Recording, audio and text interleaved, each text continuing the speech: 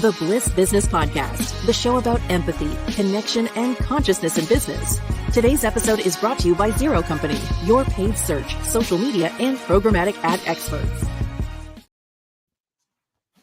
Hello and welcome back to the show. We're following up on our podcast of whether a business can create a caring machine, particularly through the use of AI. What does that look like and why would you do it? As part of that, there was this emotional customer journey process, and that's what we're diving into today. I'm Stephen Skash here once again with Tulio Siragusa and Ash Mar. So let's recap real quick that four-stage newly proposed customer journey that's based on emotions. So you've got this first stage of this customer journey that is emotion recognition. So identifying the customer's emotional situation accurately. How can you do that? We talked about that in the last show and how the difficulties might be with AI and things like that. So you got this first stage, emotion recognition, then it jumps to emotion understanding. So you kind of express empathetic understanding of the customer's emotion. Then you go into the next stage, which is emotion management. You win the customer's heart by providing helpful recommendations. And then lastly, you have this emotional connection stage. Establish an emotional connection with the customer. This is when your customer ride and die with you. You know, if you're able to win them over really well, they'll be a customer for life, and you see that lifetime value really come to play in this last stage. So, guys, let's dive into this emotion recognition stage. So, if you know your business, this might be a stage where, you know, you get to know your business a little better, where what are the pain points, the emotions around those pain points. Tulio, what's this look like on the ground? What can we do to kind of pull this out and apply it to our business in these later stages? Yeah, this is actually like in design thinking principles. This is the very first stage. It's the empathize stage, right? I like to think of it first is curiosity, and then is empathizing.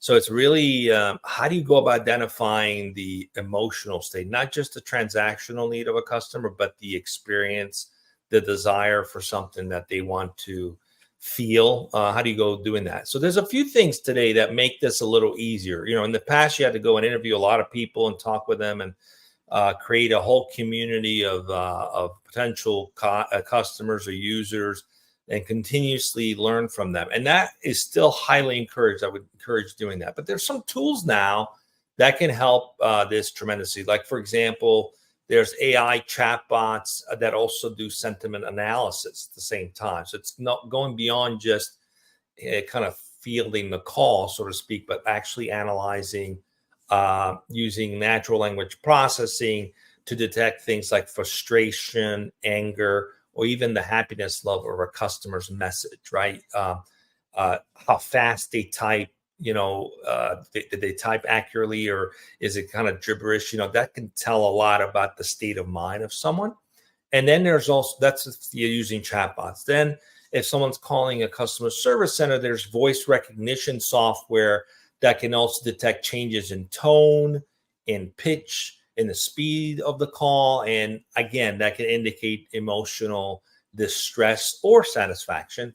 And then finally, for like online scenarios, you can use facial recognition, where you have visual interaction, possibly on a video call, for example, right? You can use facial recognition to identify emotions such as facial expression. This technology can actually even be used in a brick and mortar scenario, where someone, for example, is on a line and it could be camera set up where it does the analysis and can provide a pop-up to the end user saying this particular customer is angry or this particular customer is happy. There's a lot of technology that can do that. But the end goal here is to really identify who to serve better and faster. So, you know, an example would be an AI chat back on a retail website, for example. Depending on the customer level of frustration, it might immediately escalate it to go talk to a human being, right? You know, there's nothing more frustrating when you need help and you know it's going to be a live agent that can help you, and you sort of feel like you're in the, you know, the menu's jail, so to speak. and you just get even more frustrated because you just want to speak to someone. You need to speak to someone. So those kinds of technology in action, what do you do with it? You can escalate a call. You can have someone, react to it faster. Perhaps a supervisor or manager could deal with a circumstance that would require that immediate attention. But the goal is to use the emotional state understanding of the customer and then take action on it in a way that serves them better. Hey, Ash, I'm thinking about what Tula is saying here. We're talking about some of these futuristic things where you've got, possibly, you're being monitored even, in a store, stuff like that. But as far as like the average person right now, they're used to using like Google Analytics or something, right? Yeah. Somewhat hard to tell the emotion on in there. I think where sometimes we went through an extra step would be like video recordings, right, of their activity. Yeah. So that, and when we're talking about that level of analytics, we're trying to see what a user is doing on the website.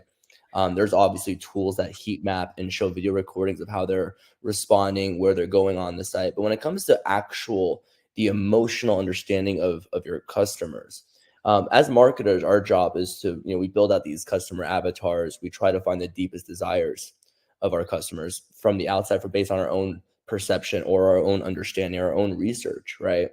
And I think one thing that we can do, at least in the short term, as these tools are becoming more prevalent and a lot of the kinks are being worked out to how we could use them, where they could understand sentiment at a higher level. I think it's being able to collaborate with some of the tools we have in existence right now. Let's say take the Chat GPT, the Gronk. Not too sure about Google Gemini as of yet, but tools like that, where if you have an idea of a pain point of that customer, you have to imagine how much knowledge base that the current AI tools that we have right now at this current time with the right prompt engineer, the amount of knowledge they have on our customers, right? So if you're doing that customer avatar research and you're trying to understand the deep desires and the emotional pain points, maybe that could be a great prompt where that you can go back and forth with the AI to get a little bit deeper understanding so that you could build out the messaging needed to correctly satisfy that customer. I think that a good marketer really is known how good their avatar is, how deep the research went. But to take the level that marketers are limited based on their own experience and how deep they're willing to go. Maybe one marketer has a certain set of frameworks on how she does their research versus another marketer's set of frameworks, and you're going off of their research, right? Kind of like an opinion of a doctor. One doctor has his own opinion, another doctor has his opinion. One could be in Florida, the other one's in California. You really don't know. You're going based on that person's opinion. So they always recommend, a second opinion. Now imagine if a marketer who's in that area of looking up, trying to create his customer avatar, actually, had the skills or the understanding to engage with the AI back and forth to go a little bit deeper to a level that maybe he couldn't or he or she couldn't go to. I think that's something that could be in the short term until some of these tools are inked out. You could try to gather some sentiment of what those deep pain points are and what that messaging could look like. So that's my idea. Tula, I would love to get some of your feedback on that in terms of short term, I think we have to look at where we came from, where we are right now, and where we're going. And where we're going kind of takes us back to where we came from, but better, right? So in the past, you had to go and interact with a human being in a brick and mortar scenario. That's how you got things done, right? Yeah. Then we added customer service. You call a number and you speak to someone. So it's a two-way communication that was in place. Yeah. Then online came and you could do all of the service yourself. So it became self-service. So it's not two-way, right? There's no one interacting with you. You're interacting with an experience. So the user experience, the UI, became critically important to create a good, seamless experience with someone.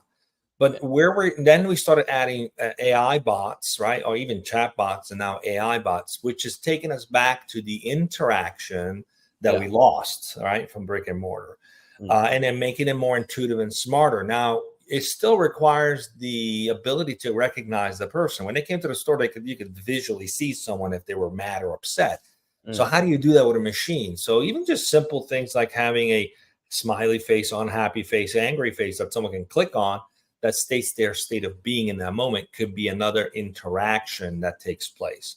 But ultimately, we're not there yet. But ultimately, what will happen is, and this talks to the next generation of user experience. It's not going to be the visual experience. It's going to be avatars where you can talk to live in person, like you're having a real conversation like we used to have when we went to the store, right? So these avatars will be intuitive and intelligent. So you're feeling like you have a conversation with someone. It can analyze based on a video chat your sentiments, et cetera, and then it could escalate to a actual human being if necessary.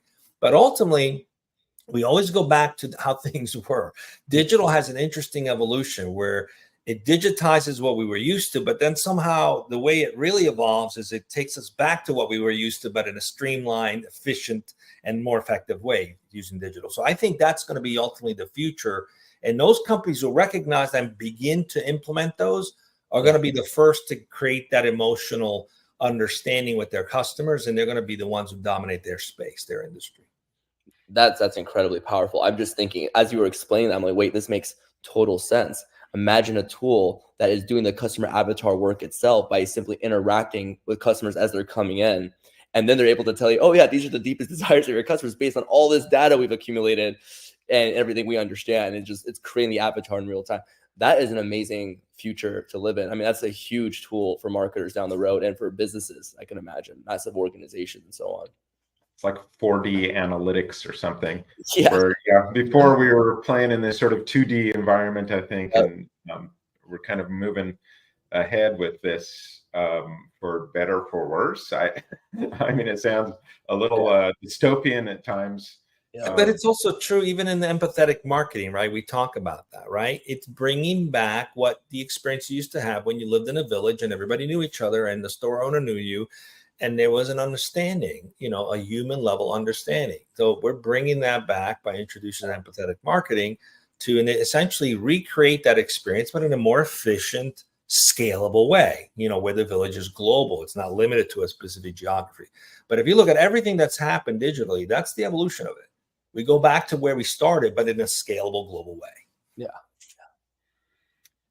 And that's, by the way, the secret to a good digital strategy. If you're watching this. Yeah, I mean, you got to figure out the pain points, and you got to figure out what your customers are feeling, what their emotions are.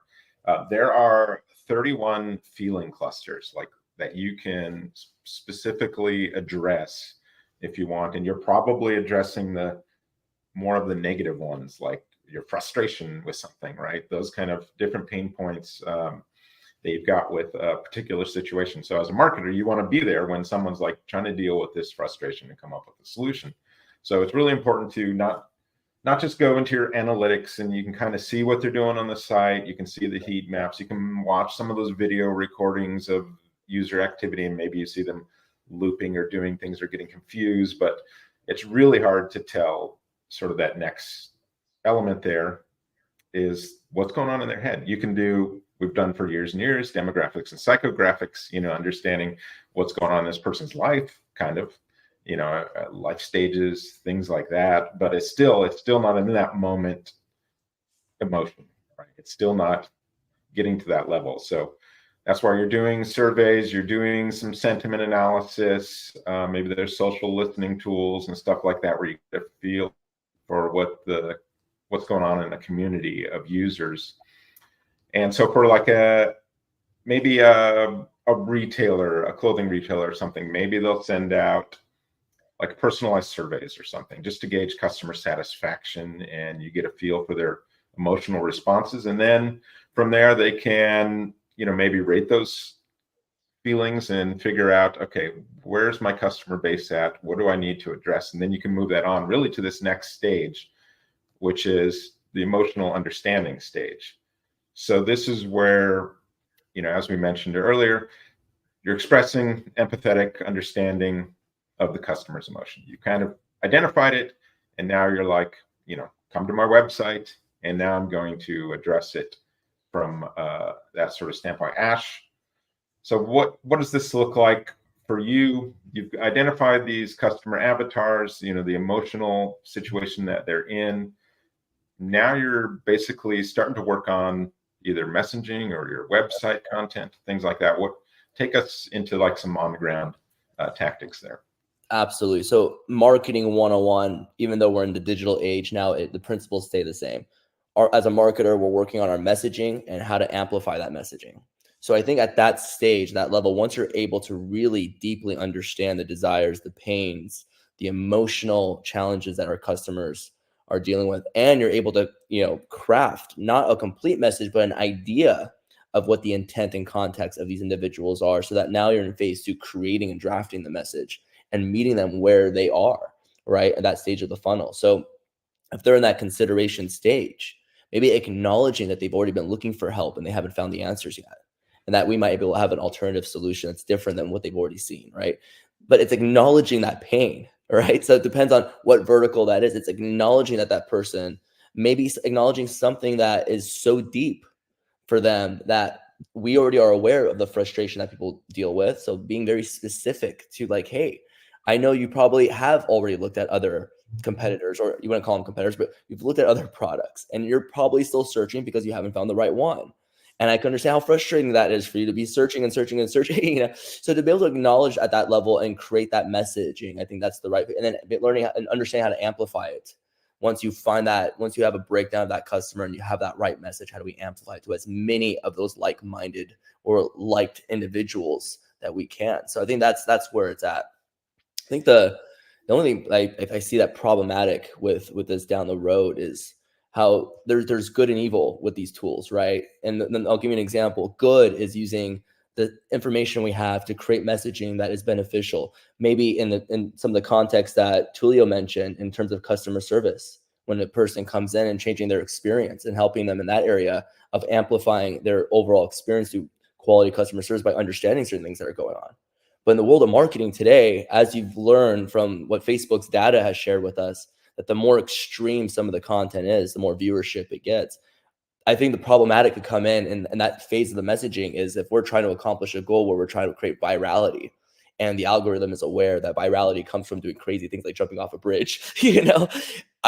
I could see a little double-edged sword here saying, oh yeah, this will resonate if you want to try to create viral content versus trying to actually help someone in their experience. So I think I just want to throw that out there because I thought about that. I'm like, wait, this tool could be used for great benefit and optimizing someone's experience. But as marketers, as we're aware that there's viral marketing happening these days, trying to capture people's attention is getting harder. It's the space of attention is more crowded than it's ever been. It's going to be even more crowded now that things are democratized with AI. So what kind of issues can we run into with messaging at that point? Can that be regulated in some fashion? Who knows, right? But going back to the main point of the topic, I didn't want me to digress. In this phase, it is discovering what is that message and how do we amplify it. Well, let's get into that dark side a little bit. I think a lot of people are concerned with AI in that it can be this sort of alpha persuasion tool where it just knows all the levers to pull and buttons to push and just to get you into a state and then make you make some sort of decision because it can just be very sophisticated. It's not quite there yet, but 3 or 4 years from now. Exactly. We're talking about messaging, right? So imagine if it understands our emotions and what frustrates us. It crafts messaging that will amplify frustration to make that person take action. Where's the moral? Where's the moral lines there, right? That's the question. And this might sound a little controversial, but AI can be trained to have a number of responses. So, for example, you call a customer service center, you might be frustrated, and the automatic response is, I am sorry that you're having this bad experience, right? And so it's like they repeat it over and over every time you complain about something. At some point, it just feels disingenuous. It's like, you're not really sorry. You're just saying that because that's what your script says. So it's not really connecting. It's not really showing empathy. It's just words, right? So there's the difference. It's not about what you say. It's the timing. It's the tone. It's what you say does make a difference, but it's got to be sort of relative to what's going on in that moment. And AI can permutate so many different scenarios that could be trained to recognize when it's appropriate to do one response versus the other. But at the same time, I think there's also needed for humans to have that kind of training too. There's a little bit of empathetic training that needs to take place, and it's not happening. You're just getting trained on what to say, not what to feel. And that's a more complex challenge, to be trained on what to feel. And oddly enough, this is why I think it's controversial. AI can actually be trained to respond better to a feeling than a human in some cases, which is kind of sad, but that's just the way it is. So you want to leverage that to your advantage because chances are that the AI platform can respond in a way that connects better emotionally with that customer's specific need in that moment. Yeah, they have shown some studies that are like, hey, we're doing sort of split test between human and AI, and going through that customer service response, and AI was just beating the humans. It was like 80-something% satisfaction level versus 50 or 60% on the human side. So yeah, we've got our work cut out for us to really be real, I guess, to be empathetic. I think because AI will be able to do what's it. crazy? Yeah. We've heard the expression when someone sounds robotic, right? Like, we tend to sound more robotic in these situations, just spewing the words that are on the screen if you're in a customer service center. Mm-hmm. Yet the machine is being trained to be more human-like, more empathetic, right? Less robotic. So you're absolutely right. It's the, and there's no ego, there's no feelings. The machine's like, they're not carrying whatever happened that morning with them that puts them in the bad mood, right? So there's an advantage of that, that it doesn't carry that baggage of, having a bad day, for example, and everybody gets the brunt of that because you're having a bad day. The machine doesn't have those feelings, so it can apply those learnings a lot better. So it's just, that's why it's a little interesting how some machine, I'd rather have that than someone who's in a bad mood that day. But we can train people to raise their consciousness and learn a little bit more emotional intelligence skills. Then you have a really powerful combination, because you're not going to get rid of humans in these scenarios. You need them, but you need to elevate to be more emotionally aware. So I have to piggyback off what Tulio just said too. It's having humans that are at that higher conscious level. Because I think one of my things I was about to throw in there as a wrench was the challenge is going back to in the beginning of this podcast, we're talking about the Northern Light and the mission of the organizations. If they don't have that higher conscious goals in mind, and they're not moving at that level of paradigm where they really care about having that deeper connection with their customers, their employees, having that Northern Star. These things have to be programmed into the AI. And yes, it is more than capable, right, to do better than we can. But then let's take Google as the example with one of its products. I could list a bunch of them. Let's just take PMax, for example, with its main objective being to get leads. Once you send it off to go after that, it gets leads at any means necessary. Even of some that we've witnessed have been fraudulent leads that have been coming in from people who didn't even fill out the form, right? And I've seen that this happen a couple times. Now, I don't know if that's exactly with this specific product, but the idea is that this product is going after the ball. And if you don't give it a specific parameter of what that ball is, it's just going to go after it, right? So then we have organizations that will say, hey, we want to try to maximize our profits or maximize our level of attention without even thinking about the higher consciousness or the emotional. Yeah, Ash, this is a really good point I want to underline a little bit here. So think about it from this way. So we're just talking about, let me see if I can explain that, what you just said.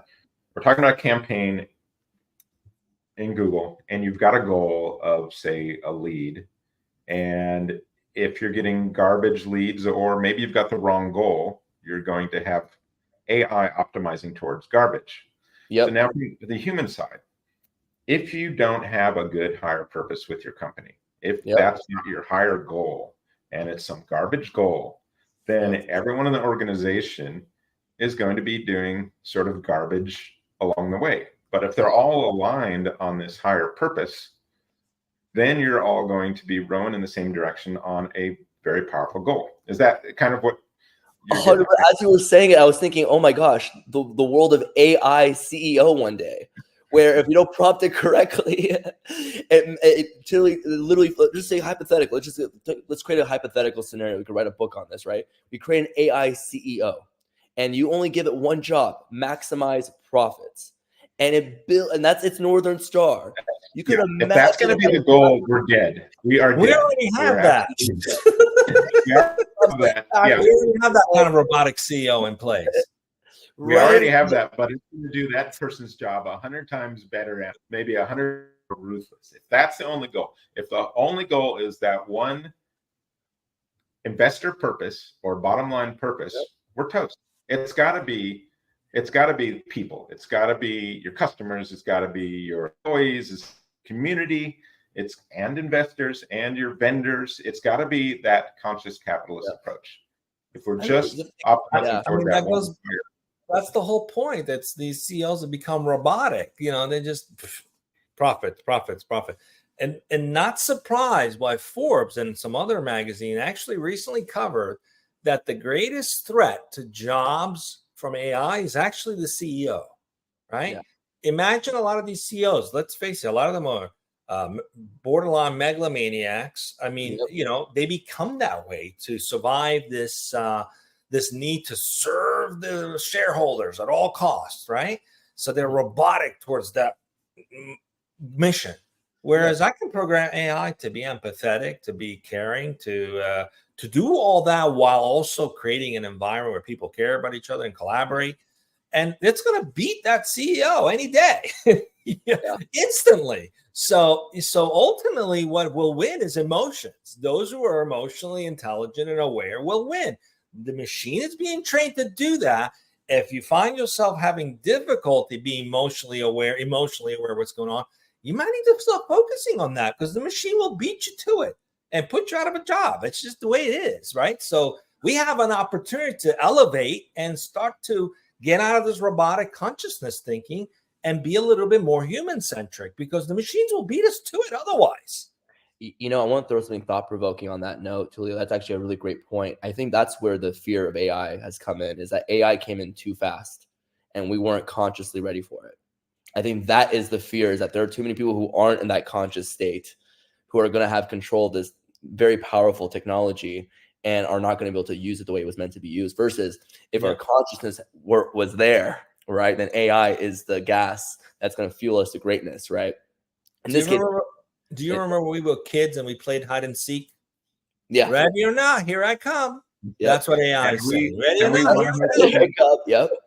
We are not ready. We are not ready. And it's concerning when you have, again, I don't want to digress too much from the podcast, but we have Sam Altman and Elon Musk disagreeing with each other, and I have no idea what they're disagreeing on. But that could be the battle, right, of consciousness versus, lack of consciousness. And these are fears that, a lot of companies and individuals in the AI space are concerned about. They're trying to figure out solutions for this. So here's where I plug the AI CMO that we're building. So go down to aicmo.io, sign up on the wait list. But the first thing we want you to do in there, you tell us about your business, but we want you to work on a higher purpose.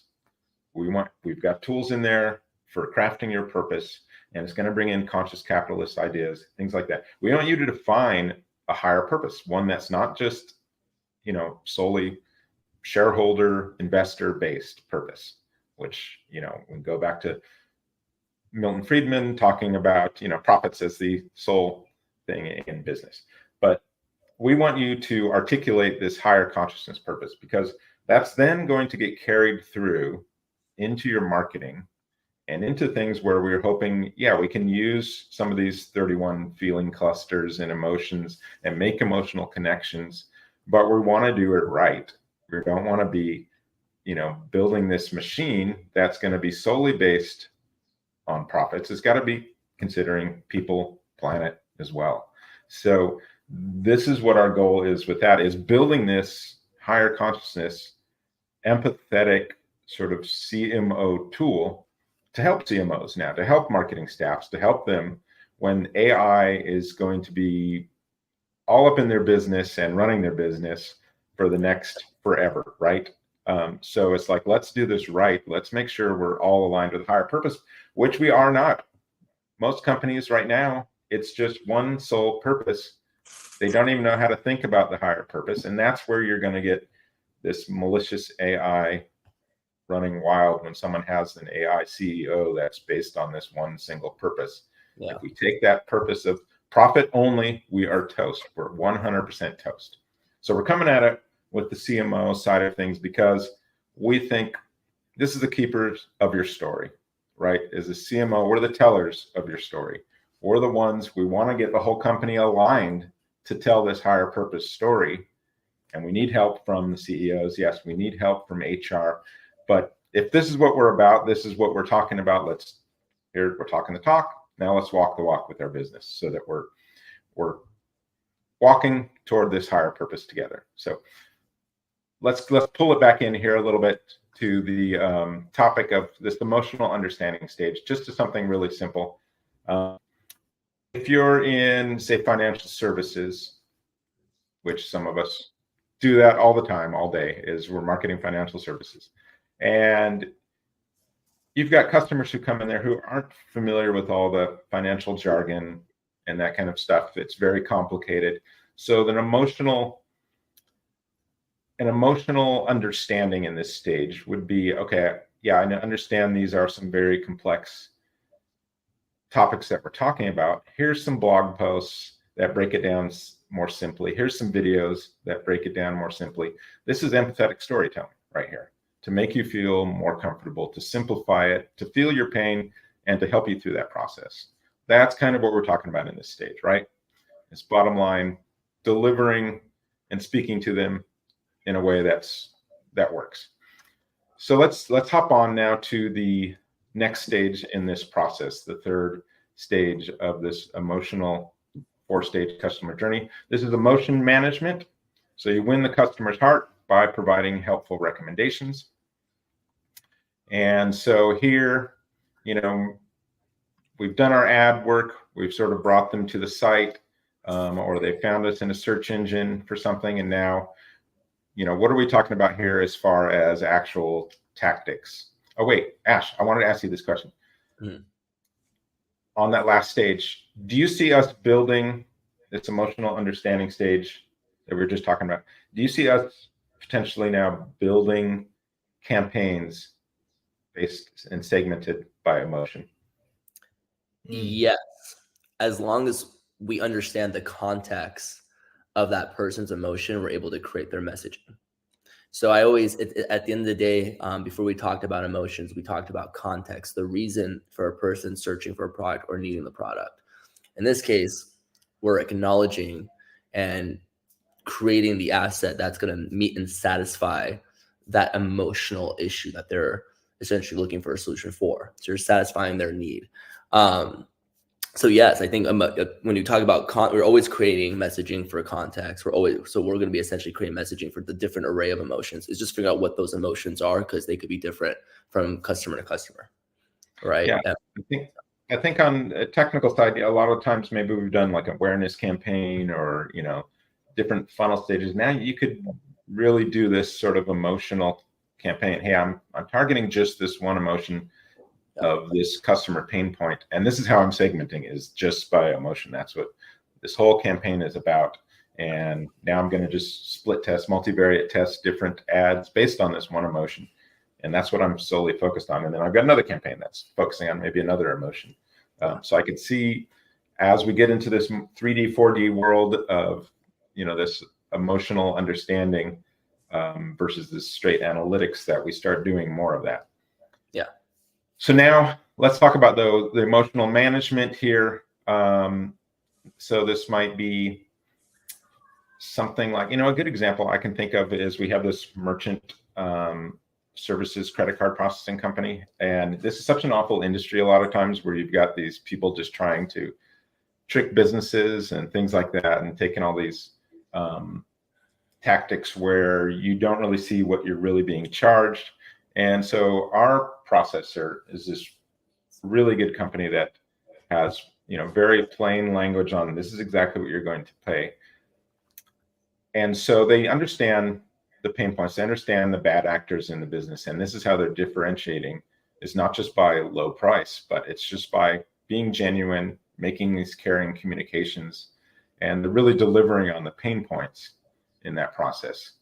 And so that's where we are. They're understanding where I'm at with my frustrations as, someone may be building a website and I need a credit card processor that's, not just some guy who just called me up and is trying to sell me, oh, I'm going to get you a great rate, blah, blah, blah. And then, 6 months from now, you're paying twice as much as what you would have paid somewhere else because you got tricked. So they understand that I'm having a difficult time navigating that space to make this decision. And so all their content is really based on that. So this is what we're talking about, right? As far as on the ground tactics for this emotional management. You could be coming in hot in a situation like we talked about, and that makes it even trickier to manage, right? Where you're just angry about something. That's what we were talking about last episode when we were talking about this. Yeah, I think this one goes beyond just sort of anticipating, but it's about also incorporating action. So, for example, it's not enough to understand the frustration of a customer.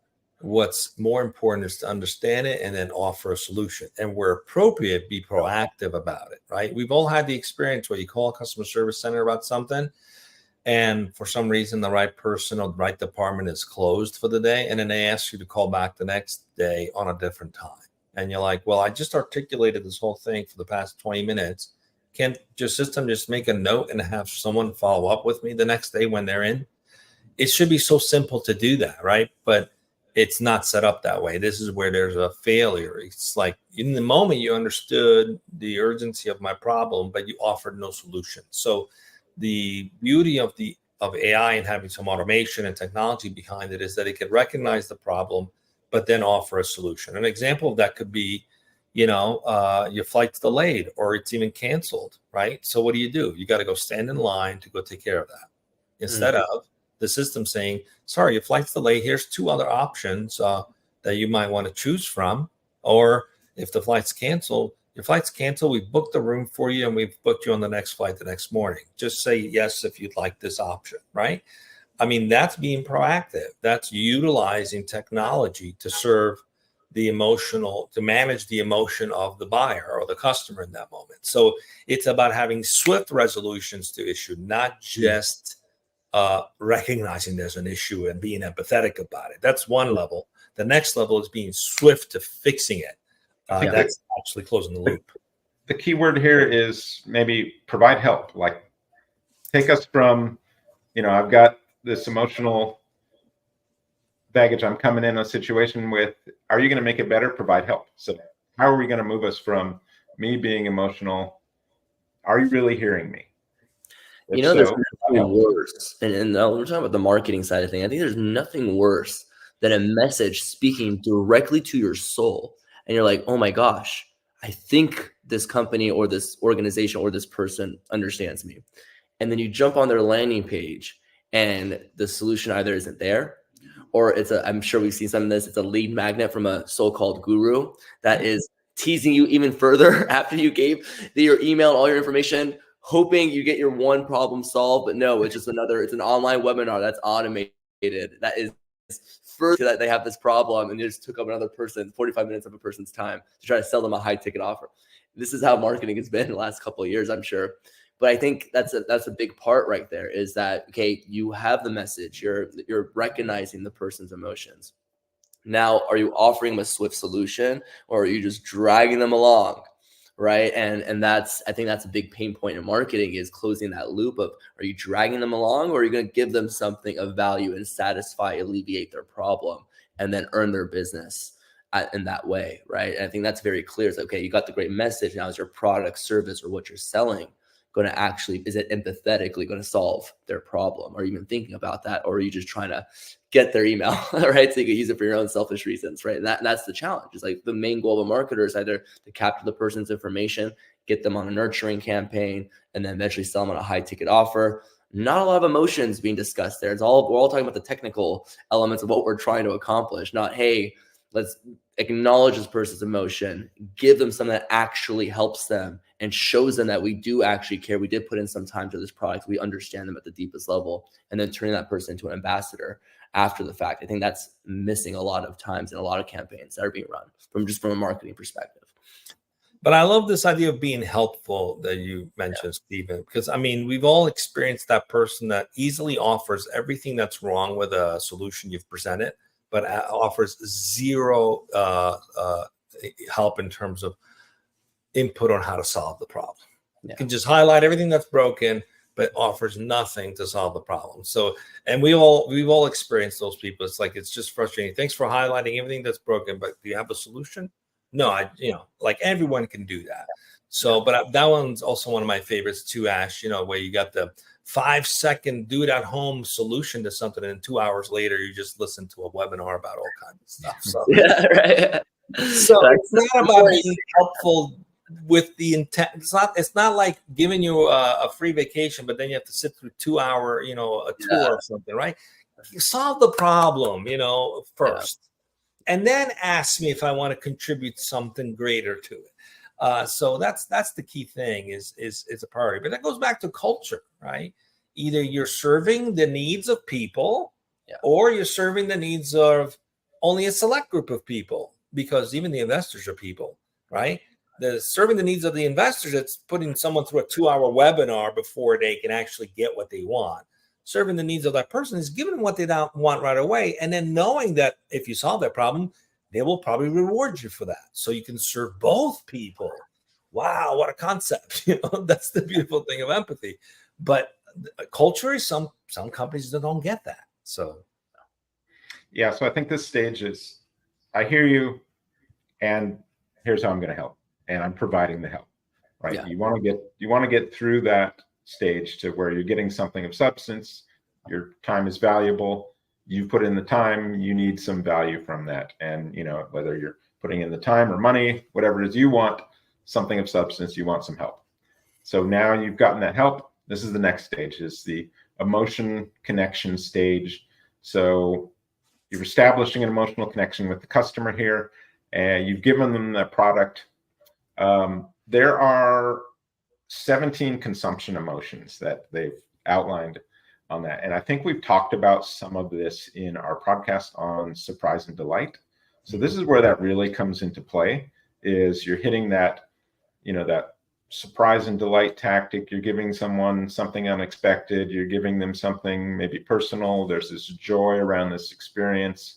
So now this is this emotion. You're trying to develop these positive emotions toward the brand, versus the opposite side of that, which could be frustration, anger, just got ripped off. There's those whole other slew of emotions. So one of them is going to make a lifetime customer, right? One of them, you're going to have communities built up around you and your business.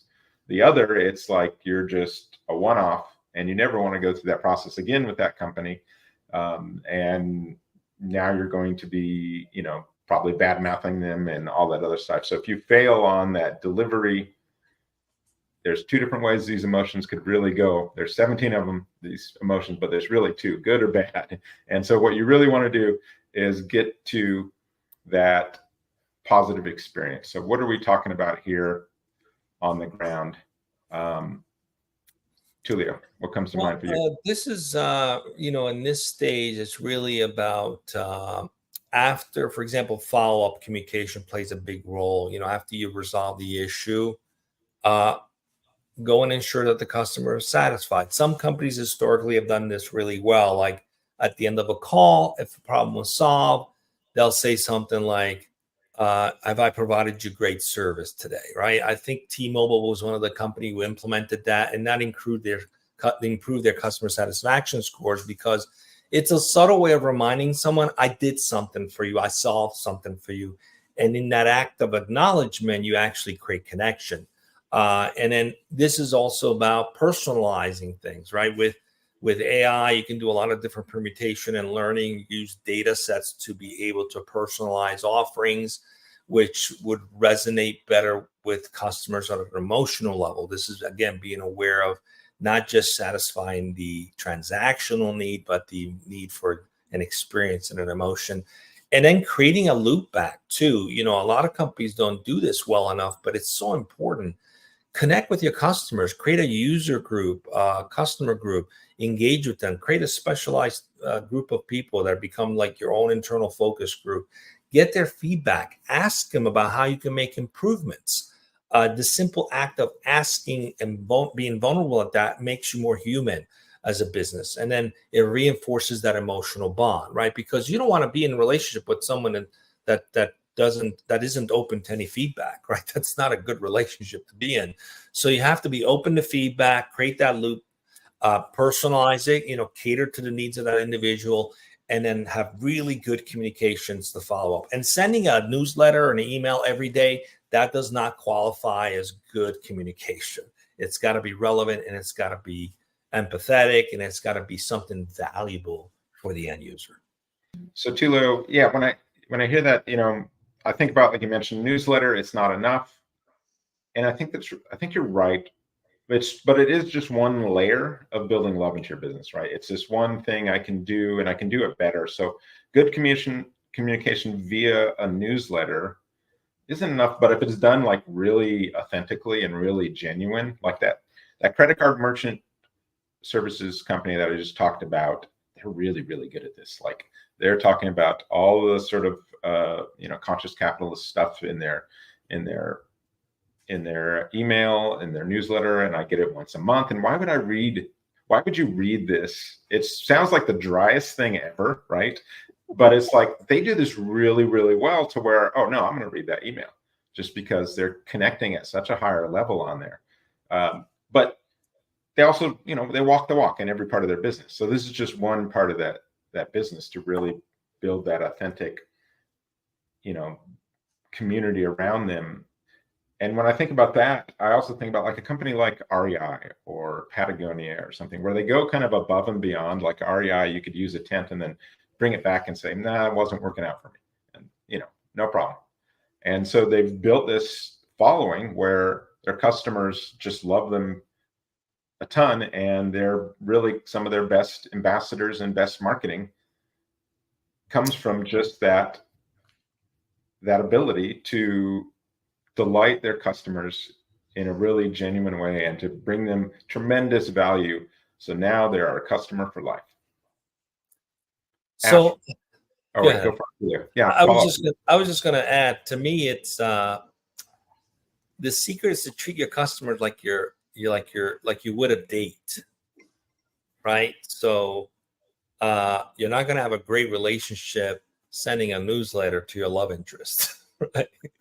You're going to have a great relationship having communication, aligning the way you serve their needs. Perhaps you might even learn their love language so you can adapt how you speak with them or how you serve them so that they feel desired and wanted. You will be open to feedback and criticism when appropriate, because that creates intimacy and trust. That vulnerability is so key. And this is all the things we're talking about. If you actually start thinking about what you're trying to do is build intimacy with your customers. That's what long-term relationships are based on, intimacy, right? So if a company begins to treat its customer as if they're trying to establish a marriage, then the same principles that make a great marriage apply to having a great customer relationship. And it's a two-way street. That vulnerability plays a big role too. I admire companies when they mess up something, they openly will say, we screwed up really badly, we're going to make it right, which is what you would do in a good relationship, right? You'd say, I messed up, but I want to make it right. So these are so important. And that's not going to happen when you're just focused on shareholder value, right? You have to care for people to make this work. Yeah, and Ash, that's what I was going to just talk about, was transition to that, was like, this is what we were talking about earlier with the higher purpose, right? When you've got your whole company aligned toward this higher purpose. So it's not just a newsletter. It's not just a loyalty program at this stage. It's not just, some social communications or a community you're built. It's this higher purpose where you can align that all together into something that feels real to people, where they want to be a part of it, right? This is what we're talking about. Yeah, no, absolutely. We're talking about nurturing campaigns after the fact, right? And, some of the things that you see today, and we're talking about more of the technical, is when you're creating a nurturing campaign, it's really following up with your customers, seeing how they feel, maybe acknowledging a few of their questions and answers at the surface level, right? Now, we're talking about taking this to a deeper level. So in this case, we're talking about more of the emotional understanding.